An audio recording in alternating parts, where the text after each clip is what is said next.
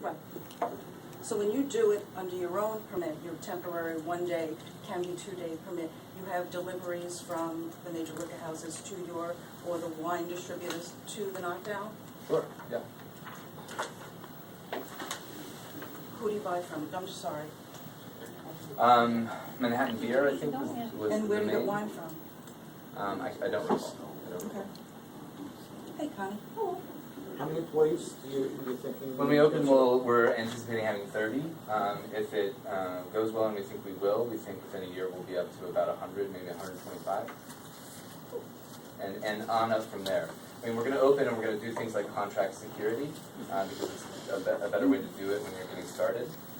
But at some point, when we're ready, we want to move security in-house because we think we'll have better control over who it is. I think that because the building's big, having security staff that's knowledgeable about where things are and helping people get around and being sort of customer service oriented, I think we'll get a better quality product if we move it in-house when we're ready to do that. But of course, out of the gate, we're going to do things like that using contract licensed companies. And so when we start moving things like that and trying to do that and try to up the quality of the service, then we'll be moving more employees onto the payroll. On the licensing, have you applied for a cabaret license? That's a part of the SLA application. This one needs to go through first, and then the cabaret would happen. Okay. On the dates that you issued these temporary beer and wine licenses, you had a valid temporary use permit from the building department? That's right. We've pulled 2 TPAs. We can't find it in the files. Okay, I would be happy to drop off copies of those It'd be helpful, TPAs. because Okay. we could not find it. Can you get it by tomorrow? Is there any way you can Sure, get it by yeah. tomorrow? Okay. TPAs? Yep. And those we pulled 2. Those are not event specific. Those are date range Yeah. specific, and you just put your dates in a letter that are attached to the drawings, and then they come and inspect and issue it. And that, you get that from the building department, Jimmy? Yeah. I'll give you an example, if you've been Yeah. around. When they do these parties at high-rise developments, they have an opening event, they invite people, and the building's not finished, it doesn't have a CO yet, they get a temporary event permit for that, and they'll get the temporary beer and wine license, the same way he's been doing. And again, there's a restriction on how often you can do it. Any other questions from, yes? It's more of a statement and a question. Across the street from it is a large residential area. There's all homes up and down the block. I have to voice a concern about a structure that can hold up to 5,000 people, invading a little cozy neighborhood, which is across the street, tree-lined schools, blah, blah, blah. The second concern that I have is, I read a lot of local newspapers, and a lot of these groups come into neighborhoods and make promises that we're going to do this, we're going to do that, and then the promises are never kept. So I just like to, you have a flea market coming October 20th, right? Now, are you going? What's your target market? Is it? Do you advertise like in other parts of Queens, so it's not only a certain group that you're? Michael's been booking our advertising. Do you know where? Yeah, so we've been working with someone David has known for quite a while. His name is English David in the flea market world. And he's been involved in New York flea markets for over 10 years. He lives in Allentown.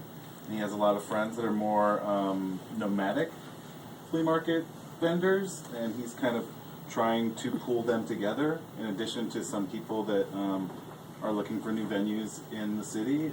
There's a lot of ups and downs about the garage, the Chelsea garage closing, and a lot of vendors are going to lose their spots. So he's kind of wrangling all these kind of out-of-towners to bring the flea market back to the way we used to know it.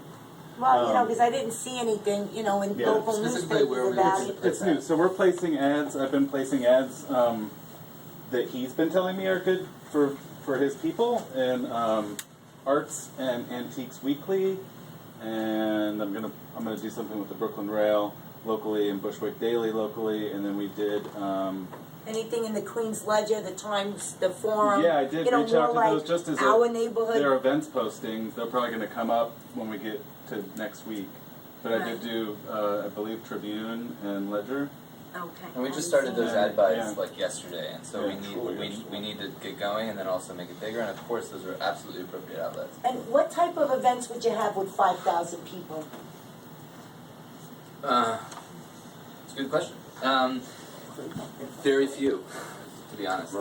I mean, maybe 1 or 2 a month, and On the weekend, during the week, on a Tuesday? almost always on the weekend. But what kind of event Right. pulls in 5,000 people? Okay, so A part of- rave concert? No, definitely not a rave. And no way will we ever have a rave. We've been, so they're in the Manhattan sort of ballroom scene. Capacities go up to maybe 3,500, and then there's a jump to larger spaces, and there's this gap in between. And so we actually think that coming in at 5,000, we could have, in terms of square footage, we could have gone for much more than 5,000, but we're picking that number because it's strategic. So we think that we can really cherry pick great sort of world-class musicians to play rarely there, and we believe that that is going to be a good economic model for us to be able to put back into the business and do a lot of the other things that we want to do. So is this a feed from like the McCarran Park concerts? Like in the summertime, you have those concerts in the pool, and then in the wintertime, that moves into indoor space? No, I mean, well, in the sense that they're both concerts, I suppose. But I mean, our programming again, will be, a small percentage would be that. The bulk of it will be arts related and using the volume of space. For instance, Alana Heights, who founded and started PS1, is going to be a curatorial advisor, and she's going to put 2-3 week exhibitions into our space. So we're looking to do things like that, and that will be sort of the lion's share of what we look to do on a day-to-day basis. There will be special events where we use that capacity and we use the liquor license in order to help us be a functioning and vibrant business. You know, because one side is industrial and then the other side is residential, and 5,000 people coming to an event.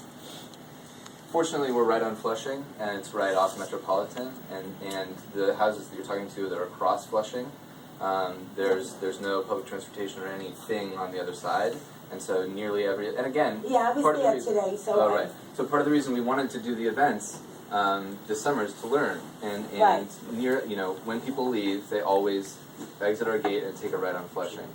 And so the burden on the neighborhood hasn't been great, it has not been bad.